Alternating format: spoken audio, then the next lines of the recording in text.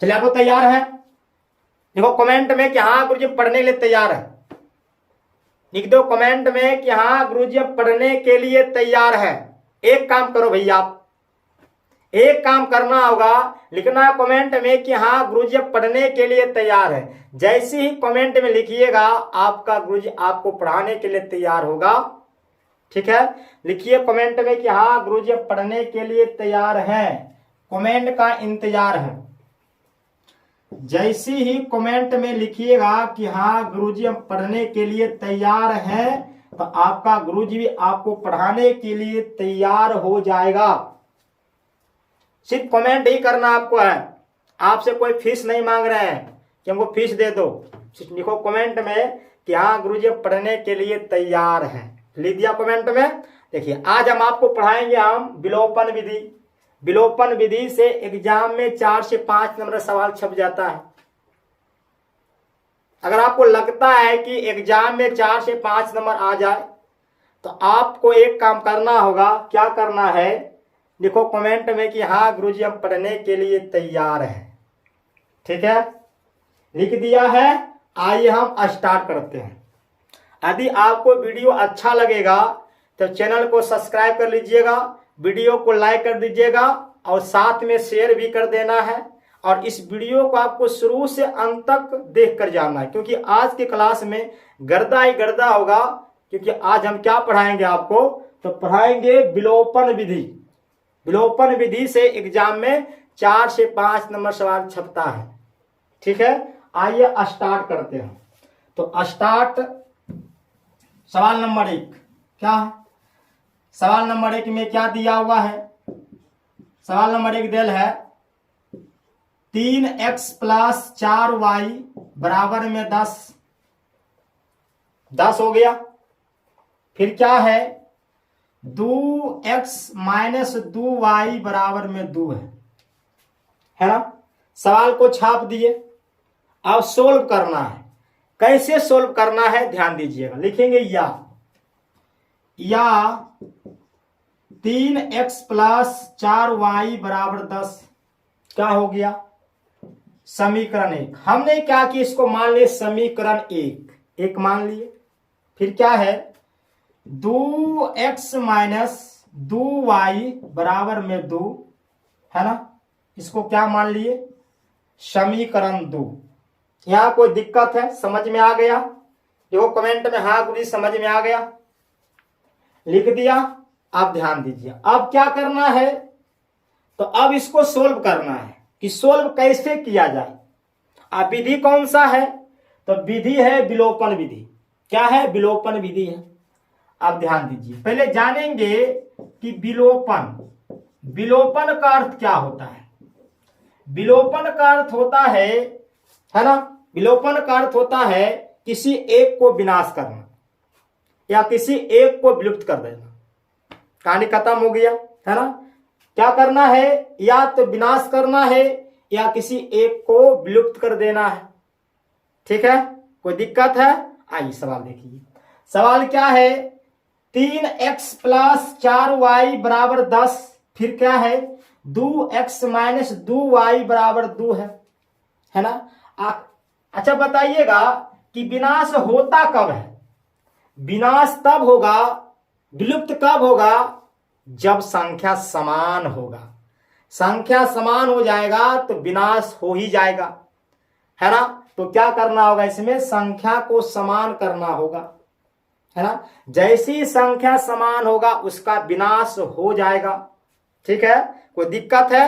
अब देखिए, यदि आपको लगता है कि हमको विनाश करना है आगे वाले को, तो कोई समस्या नहीं है, आप आगे वाले को ही विनाश कर सकते हो, है ना। यदि आपको लगता है कि हम बीच वाला विनाश करेंगे तो बीच वाले को विनाश कर सकते हो, बट है ना अंत वाले को विनाश नहीं करिएगा।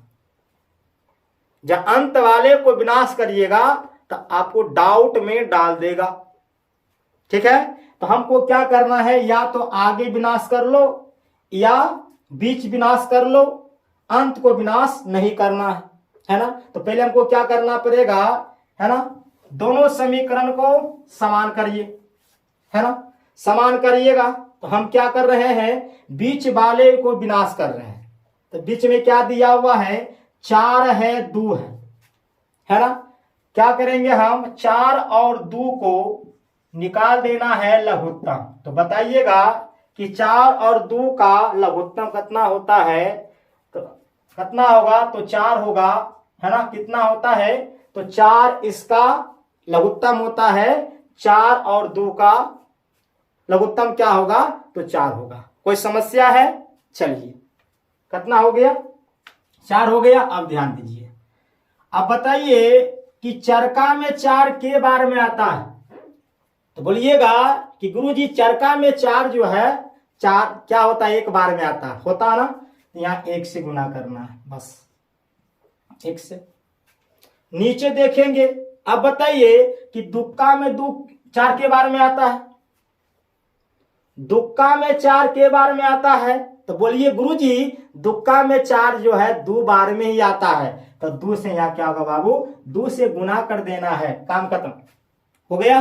और नीचे क्या करना है, वो पाही पाड़ दो, पाही पाड़ दिए, पाही हो गया, है ना। अब 1 से गुना सब पर होगा और 2 से गुना सब पर होगा। तो गुना करिएगा, लिखेंगे हम गुना,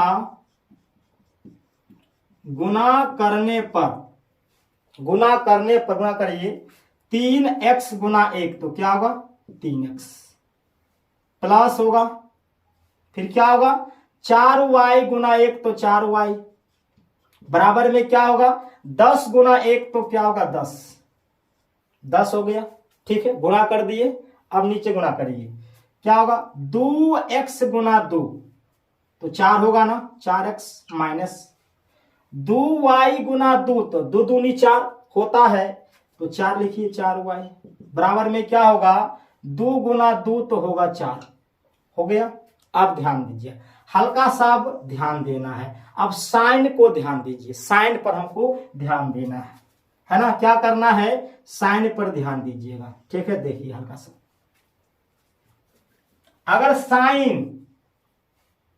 साइन में डिफरेंस होगा, अगर साइन आपको दिया रहेगा प्लस माइनस, है ना, अगर साइन डिफरेंस होगा, प्लस माइनस है कि नहीं, तो डिफरेंस साइन है, तो उस केस में क्या होता है, तो होता है जोड़ने पर। क्या लिखेंगे हम, जोड़ने पर। जब जोड़ने पर होगा तो साइन में कोई परिवर्तन नहीं होगा, क्या होगा, नहीं होगा, है ना। अगर साइन आपको दिया रहेगा माइनस और प्लस, यहां भी साइन में डिफरेंस है, तो डिफरेंस है, तो उस केस में क्या होगा, तो होगा जोड़ने पर, है ना।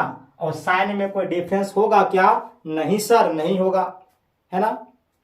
अगर साइन आपको दिया रहेगा प्लस प्लस, एक जैसा दिया रहेगा, तो है ना, तो वहां पर क्या होता है, घटाने पर होता है, और उस केस में साइन में डिफरेंस हो जाएगा, ठीक है। यदि साइन आपको दिया रहेगा माइनस माइनस, ठीक है, तो उस केस में क्या होगा, घटाने पर होगा, और जब घटाने पर होगा तो साइन में परिवर्तन होता है।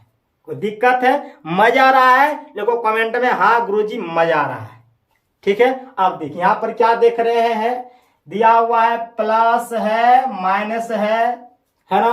तो उस केस में क्या लिखेंगे हम, जोड़ने पर लिखेंगे, क्योंकि हम किसको समान किए हैं, तो बीच वाले को समान किए हैं। तो बीच में साइन क्या है, प्लस है माइनस दिया हुआ है, तो क्या लिखेंगे हम, जोड़ने पर। क्या लिखेंगे, जोड़ने पर। जोड़ने पर लिखा गया, काम खत्म।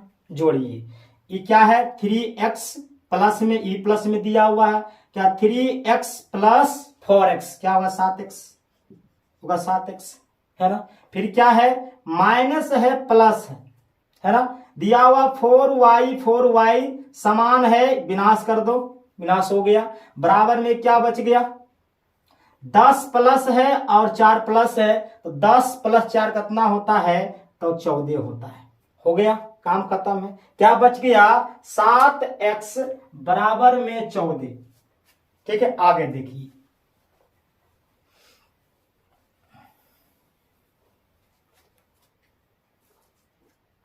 है ना, आगे क्या बचा है, 7x बराबर में 14 है, अब यहां से तुम क्या करो, x का मान निकाल लो। तो क्या होगा, x है ना, x बराबर 14 है ना, 7 गुना में है ना, 7 गुना में दिया हुआ है तो नीचे में क्या होगा, भाग में होगा, काटो इसको।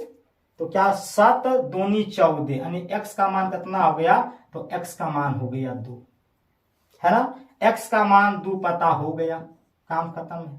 अब तुम क्या करो, y के मान निकाल लो। क्या करना है, y का मान निकालेंगे, यहां लिखेंगे इसलिए x का मान समीकरण आपका मर्जी है ना, या तो 1 में रख दो या तो 2 में रख दो। तो हम क्या रख रहे हैं, x का मान समीकरण 1 में रखने पर है ना। तो एक कहां समीकरण दिया हुआ है, तो है 3x प्लस 4y बराबर में 10 है ना। अब जहां होगा x वहां कितना हुआ, 2 ना होगा, या क्या होगा 3 गुना 2 प्लस 4y बराबर में 10। ठीक है, 3 गुना 2 तो 6 प्लस 4y बराबर में 10 हो गया है ना। y का मान निकालना है तो 6 को क्या करना, बराबर के बाद भेजना होगा। तो 6 प्लस इधर माइनस हो जाएगा ना, क्या बचेगा 4y बराबर 10 माइनस में 6 हो गया। क्या बचेगा, यहां पर बच जाएगा 4y बराबर में, और 10 में कितना गया 6, तो बचेगा 4 है ना। अब यहां से तुम y का मान निकाल लो, तो कितना होगा, y बराबर 4/4 काटेंगे तो 1 से कट जाएगा, यानी y का मान कितना हो गया, तो 1 हो गया है ना, 1 हो गया। यहां पर लिखेंगे इसलिए x बराबर 2 और y बराबर 1 इसका राइट आंसर होगा।